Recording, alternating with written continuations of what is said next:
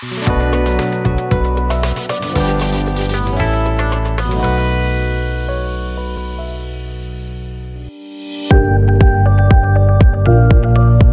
gimana caranya menganalisa atau menentukan area supply and demand dalam forex? Halo traders, di sini ada pertanyaan ya di salah satu video YouTube kami. Ada yang menanyakan gimana sih caranya menganalisa, memapping, menentukan gitu ya area supply and demand dalam grafik ya untuk trading forex atau sejenisnya. Oke, kita akan bahas mengenai cara menentukan area supply and demand secara sederhana saja. Oke. Materi tentang supply and demand ya sobat traders ini banyak sekali ya kalau kalian lihat di YouTube atau di website ya atau postingan-postingan sosmed banyak sekali ya yang sudah menjelaskan tentang supply and demand. Tapi di sini saya mau bahas yang sederhana saja cara menentukan areanya. Ini yang penting ya. Kalau teori sih kayaknya banyak banget ya yang udah menjelaskan apa itu supply and demand ya, penjelasan supply and demand. Tapi yang paling penting buat traders adalah gimana caranya menentukan oh di sini area supply, di sini area demand gitu kan ya. Oke, oh ya jangan lupa nih like dan subscribe YouTube channel ini ya. Oke, kita lanjut ya. Saya ulang sedikit nih tentang supply and demand. Supply and demand itu merupakan kata-kata umum, istilah umum di dalam ekonomi ataupun kehidupan kita sehari-hari ya. Ada misalnya suatu harga barang, kita ke pasar nih ya, suatu harga komoditas misalnya telur ayam misalnya naik turunnya itu tergantung dari supply and demand gitu. Misalnya nih menjelang hari raya harga telur itu naik dari biasanya misalnya 20.000 jadi 40.000 gitu. Kenapa bisa naik? Tentunya karena ada peningkatan demand. Demand itu adalah permintaan ya, karena mungkin banyak orang yang butuh ya. Dan sementara supply-nya atau ketersediaan barangnya itu misalnya relatif ya, relatif artinya konstan. Tapi banyak yang mencari, yang mau butuh, maka harga akan naik. Apalagi kalau demand-nya tinggi, supply-nya berkurang gitu karena mungkin produksinya kurang atau banyak orang juga yang misalnya menahan produksinya atau menahan disimpan gitu ya di gudang, itu akan membuat harga menaik. Oke, jadi pengertiannya kayak gitu ya. Nah contoh juga dalam forex misalnya gini, kenapa nih per USD Japanese Yen kok naik terus gitu ya? Itu ada dua hal. Bisa saja si traders ya, ada trader yang banyak membeli USD gitu ya, USD terhadap yen. Jadi banyak yang membeli USD atau di trader yang lain banyak yang menjual Japanese Yen gitu ya. Sobat trader tinggal kuat-kuatan mana. Kalau banyakkan yang buy USD-nya, maka USD Japanese Yen ini akan cenderung naik gitu ya. Demikian juga kalau misalnya banyak yang sell USD atau dia sell atau dia beli Japanese Yen, maka USD Japanese Yen-nya akan turun gitu. Oke, sekarang kita akan lihat ya di grafik.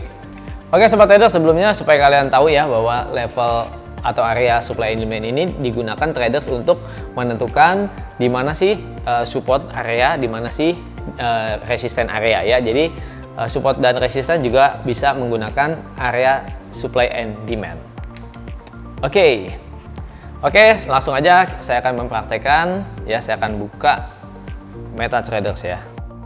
Oke trader, sekarang saya akan bahas langsung ke MetaTrader ya. Di sini saya pakai MetaTrader Java. Saya akan buka tampilan gold di time frame H4. Oke sobat traders, pergerakan gold dalam memasuki bulan Mei ini ya, setelah dari puncak lalu terkoreksi lumayan ya dalam 3 minggu. Nah sekarang sobat trader, kita akan melihat ya ada area di harga turunan ini ya, ada di mana supply and demand. Nah saya akan menentukan nih, jadi nggak usah ribet-ribet ya. Kalau kalian nonton di YouTube yang lain mungkin waduh ribet sekali ya cara menentukan. Nah kalau saya cara menentukan area supply and demand, jadi kalau misalnya lagi trennya turun atau lagi pergerakan turun, cari area demand ya, yaitu di mana contoh kayak gini nih ya, ini kan turun ya, kita mau cari area demand.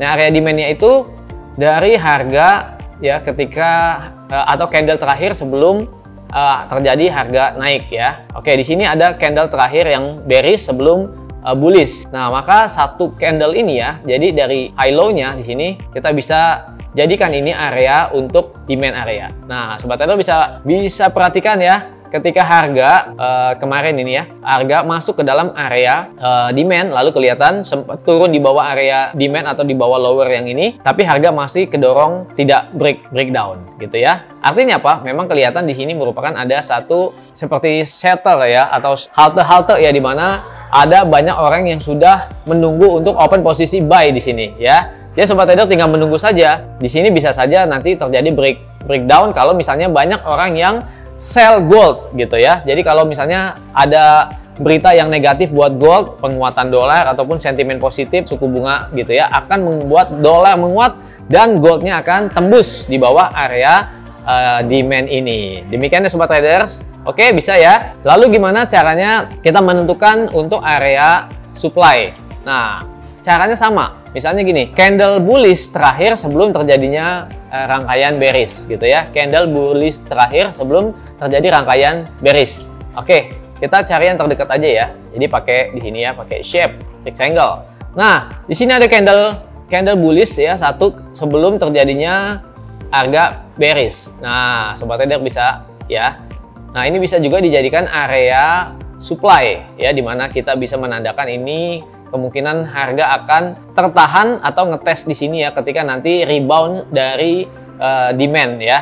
Ini merupakan area supply. Tapi kalau misalnya ini di break, kita akan cari lagi area supply berikutnya gitu ya. Mungkin areanya sekitar di atas sini ya sobat trader. Nah, demikian juga seterusnya ke belakang, kita cari terus ya historical ya, data ke belakangnya. Misalnya nih nanti tembus ke atas, kita cari lagi area supply berikutnya, kita cari ke grafik di sebelah kiri berikutnya. Oke, tapi secara gampangnya udah tahu ya. Jadi cara untuk cari demand area adalah candle bearish terakhir sebelum terjadi rangkaian bullish gitu ya sobat traders. Oke, demikian juga untuk supply area adalah candle bullish terakhir sebelum rangkaian turun. Kita bisa pakai yang ini gitu ya, atau yang ini. Tapi kalau ini kayaknya terlalu lebar areanya ya sobat traders. Jadi bisa pakai yang agak kecilan dikit. Oke. Nah, ini perlu menjadi bisa menjadi acuan untuk buy dan sell juga ya. Jadi kalau tidak tembus demand area, nanti tunggu konfirmasi adanya formasi bullish reversal, yaitu adanya candle pembalikan seperti bullish engulfing ya, pin bar ataupun shooting star gitu ya, dan formasi lainnya ya. Maka dia akan reversal naik gitu. Oke sobat traders, demikian juga nanti misalnya menyentuh area supply, tinggal tunggu aja apakah nembus atau tidak.